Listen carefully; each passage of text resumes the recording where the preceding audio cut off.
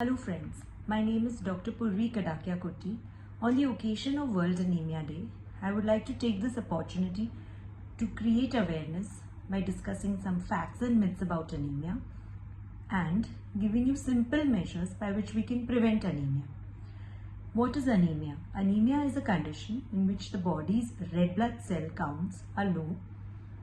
Special protein called hemoglobin is present in the red blood cell, which carries oxygen to all parts of your body.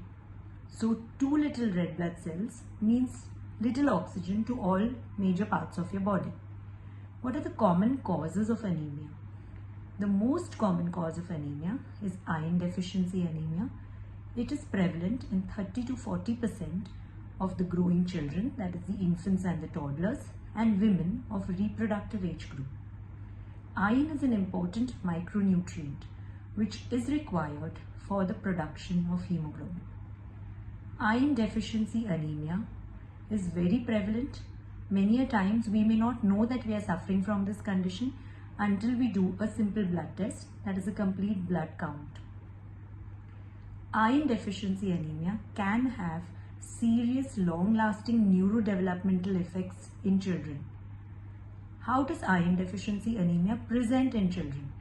It is very specifically seen in the toddlers and the infants because they are rapidly growing, they have an increased demand and need for iron, and their diet is not adequate to take iron-rich foods.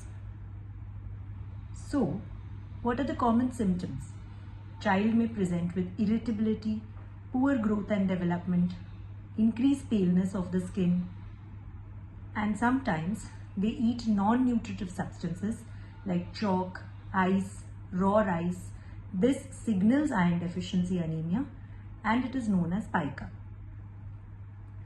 So, I am going to tell you all 5 simple measures by which we can prevent iron deficiency anemia. 1. Increase the intake of iron-rich foods. For vegetarians, this means green leafy vegetables, iron-fortified cereals, legumes, grains, nuts, and some fruits. Non-vegetarian or animal source of iron is eggs, meat, chicken, poultry and fish. Next, we should limit the intake of food which interferes with the iron absorption. This is very important and specific to the milk intake and bottle feeding, which is commonly practiced in infants and toddlers. They tend to overfeed. This suppresses the appetite, and milk also interferes with absorption of iron. Limit junk food. That means during snack time, limit chips and cookies. Again, this suppresses the appetite and it is non-nutritive. This limits the iron intake in children during meal times. Increase the intake of foods that increase iron absorption. That is vitamin C rich foods, oranges, lemons, etc. Lastly, in picky eaters, we can always supplement iron. In fact, iron supplementation via the syrups and oral drops are recommended for all infants above 4 months.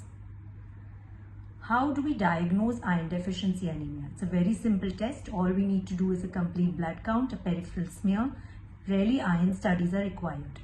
We treat depending upon the severity. At the most, they require prolonged periods of iron supplementation. Very rarely these children require blood transfusions. Thank you.